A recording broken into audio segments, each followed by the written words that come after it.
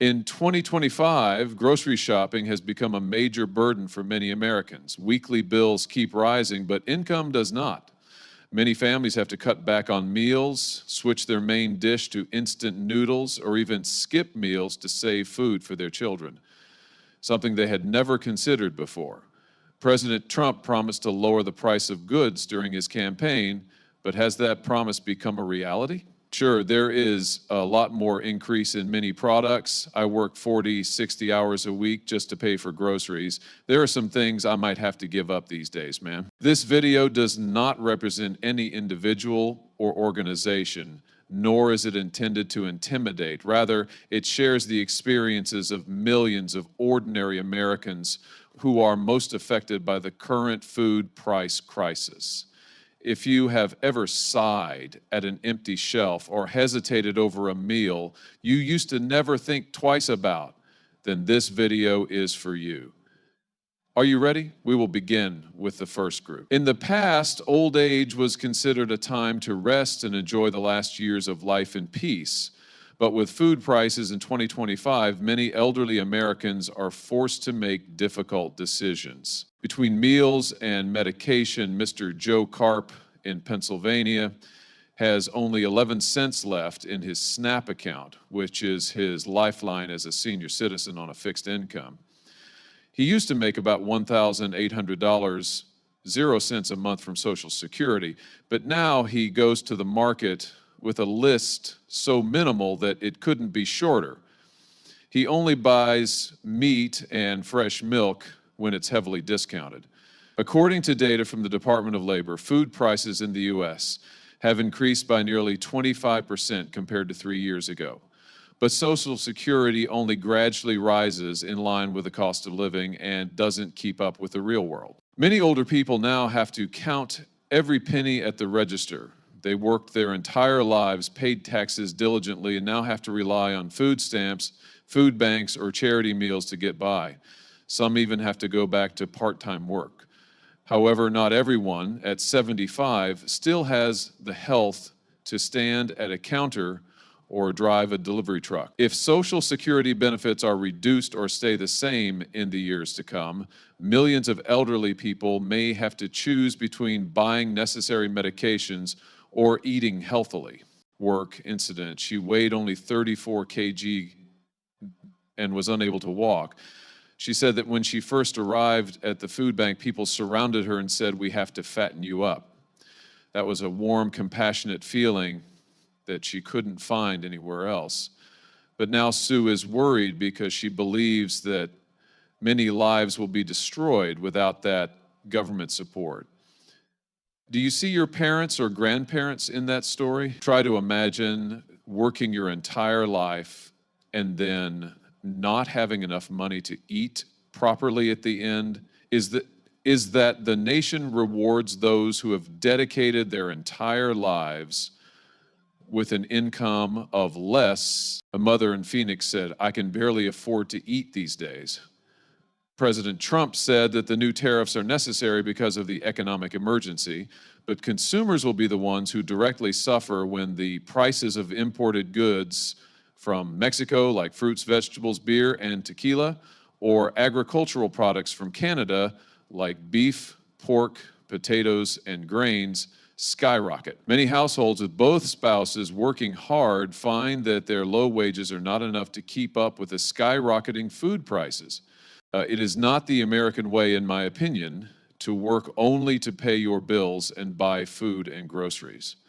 A basic shopping cart filled with milk, bread, ground meat, a few apples, and a pack of cereal can cost over $80, 0 cents, in a single trip to the grocery store. For a family of 4, that means the cost of food alone accounts for almost half of their monthly income, not including rent, utilities, and gas. Instant noodles, frozen potatoes, and canned goods are gradually replacing fresh meat, vegetables, and milk, and many parents are forced to lie to their children saying, "I'm not hungry," just to save the last portion for their child.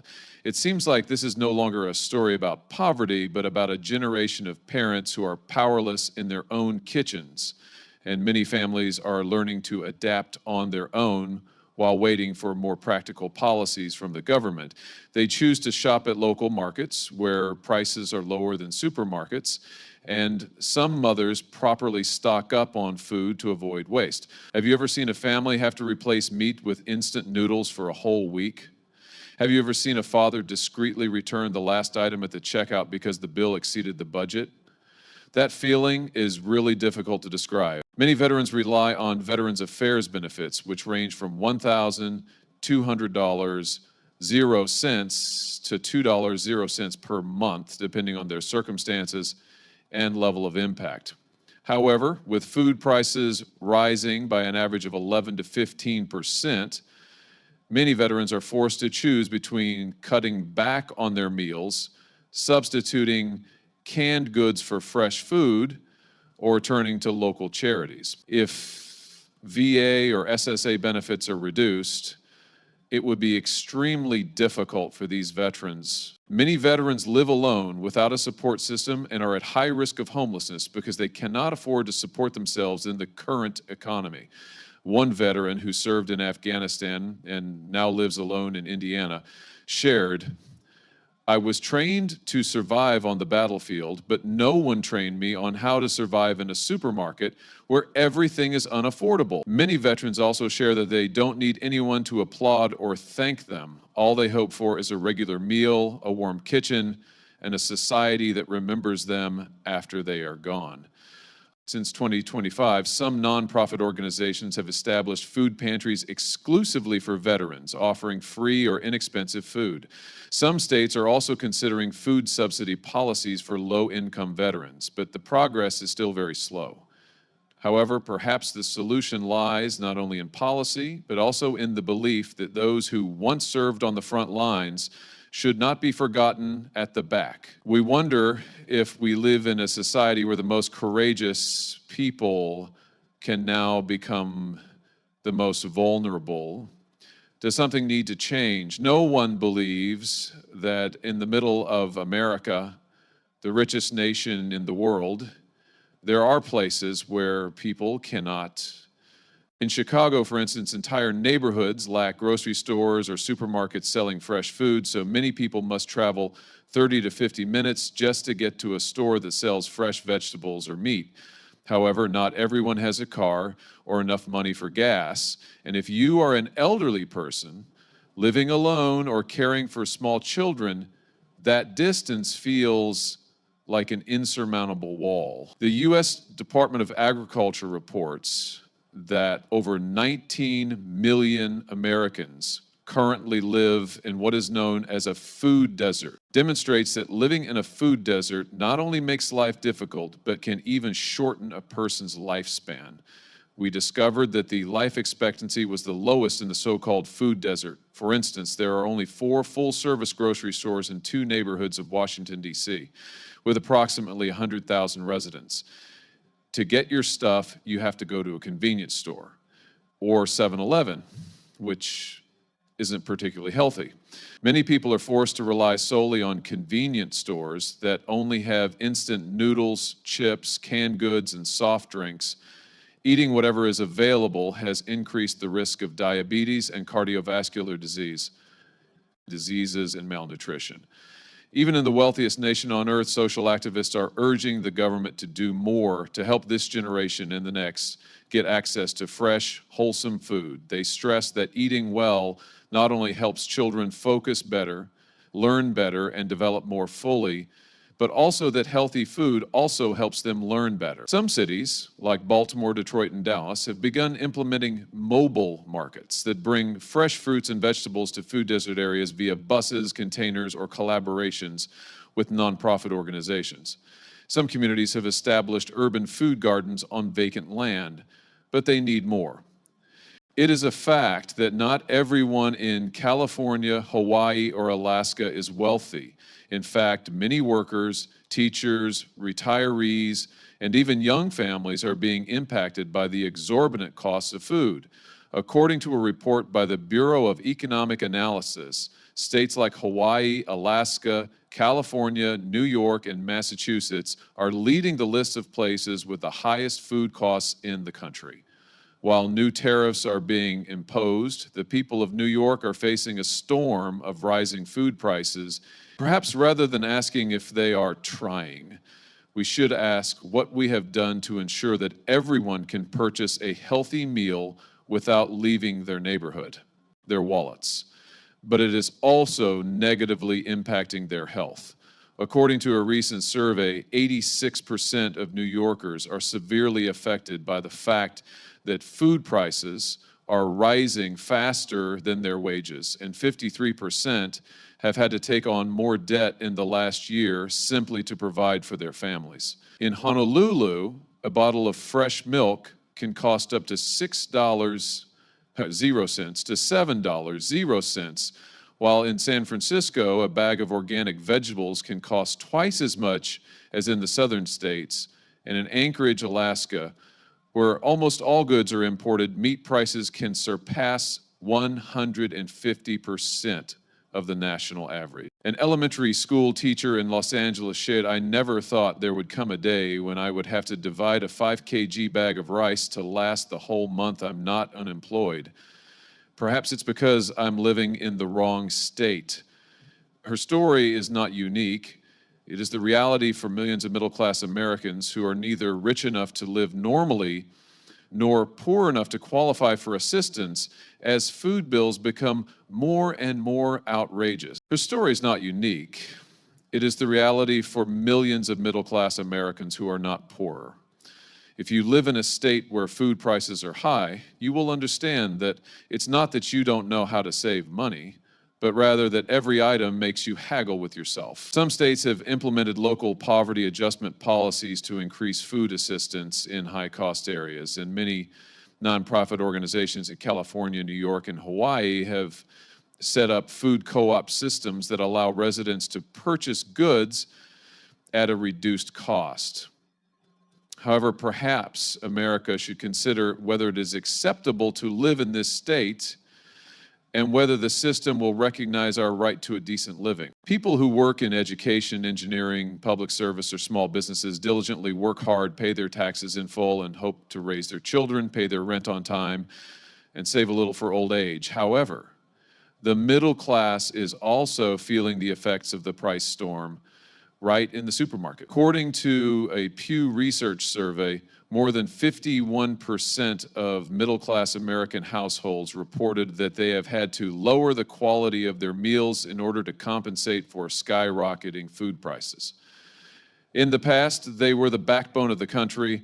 The middle class, which was once thought to be the most stable, is now forced to cut back on spending and count every penny every time they go to the supermarket. Many families are also relearning how to cook in a less expensive and wasteful way like previous generations to protect their household budget. But perhaps the real solution begins here. We need more long-term and effective solutions because even the strongest pillar can waver in the face of the price of beef rising by $3.00 than last week. A study conducted by Temple University and the Hope Center found that over 38% of American college students experience food insecurity, which means they do not have enough to eat or do not eat enough nutritious food throughout the semester. Many young people in the U.S. must work an additional 20 to 30 hours per week just to afford rent, tuition, and basic meals. Not all students are supported by their parents or have scholarships at this increasingly expensive country. Some cities are allowing students to use EBT during their study period if they have low income, but in the long run, society needs to ask how we can expect a generation to succeed if they have to choose between hunger and exhaustion. These are the people you see every day: food delivery drivers, Uber drivers, freelance content writers, online workers, and others. However, when food prices skyrocketed in 2025, even hard work sometimes couldn't help these young people cover the increasingly expensive costs. Independent, choosing their own hours, making their own life decisions. But in 2025, that freedom they once took pride in turned into a burden as food prices skyrocketed while their incomes couldn't keep up. According to a Gallup poll, over 60% of U.S. gig economy workers said their income is unstable and insufficient to cover all basic expenses, with food being the first thing they have to cut back on. These people frequently don't qualify for support programs like EBT SNAP because they don't have formal employment contracts or meet the requirements to prove consistent income. They still need to eat to survive, buy gas to keep working, and are caught in a vicious cycle of injustice that they cannot escape. However, in the long run, the economy needs to reevaluate. While some organizations such as Gig Workers Rising and Drivers Cooperative in New York are assisting freelancers in obtaining affordable food and offering advice on applying for legitimate benefits, economic freedom cannot be equated with self-sufficiency when prices soar to unreasonable levels. Without basic welfare, freedom is simply another term for loneliness within the system. For many immigrants, the American dream begins at the grocery store, where they can purchase fresh meat, clean vegetables, and milk for their children. Simple things, but not at all easy in 2025. A Syrian immigrant who has been in Texas for just over 8 months said, "I used to think America was a place where I could start over, but when I went into the supermarket and realized a simple meal cost half a day's wages, I felt like I was still hungry, just in a different way." According to the Migration Policy Institute, over 14 million immigrants in the U.S. are not eligible for federal food assistance programs like SNAP or WIC, despite the fact that they work hard every day. Language barriers, a lack of system knowledge, and high housing costs have been enough to force newcomers to consider every little thing, and then food prices have skyrocketed once more, gradually eroding their faith in stability in America. Some nonprofit organizations, such as No Kid Hungry Races and local immigrant support centers, are helping new immigrants, regardless of their immigration status, access local food assistance. However, many people are still unaware that they can receive assistance or are afraid of being denied or having their documents checked.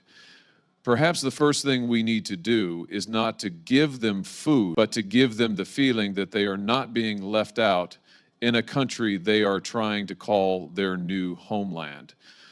For homeless people, they do not have a fridge to store food, a sink to wash vegetables, or a home of their own.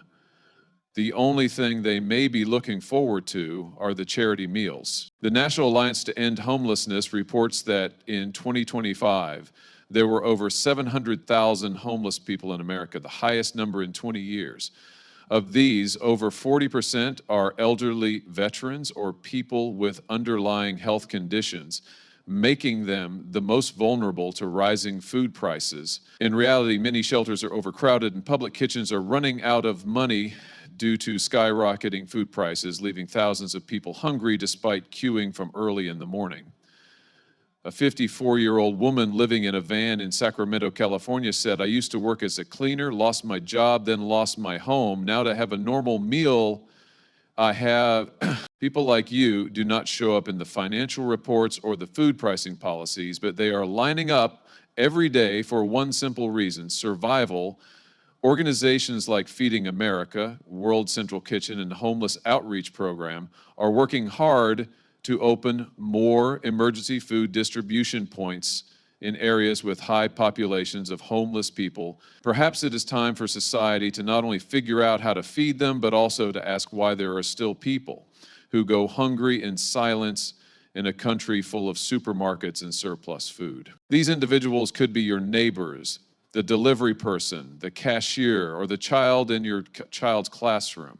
Low-EMUP's families must carefully plan each meal for their children. The elderly are reducing their meals to buy medication. Veterans who once served the nation now have to wait in line for vegetables. What about you? Do you see yourself or your loved ones in any of the groups in this video? If so, please share your story below. If you think this content is worth sharing, don't forget to hit the subscribe button to keep watching videos that examine empathy and reflect the real lives of real people from credible sources such as government publications, social studies, and community sharing. The video is exploratory and informative in nature. It does not offer legal or financial advice. All information is provided to encourage social dialogue and raise awareness. Thank you for watching through to the end.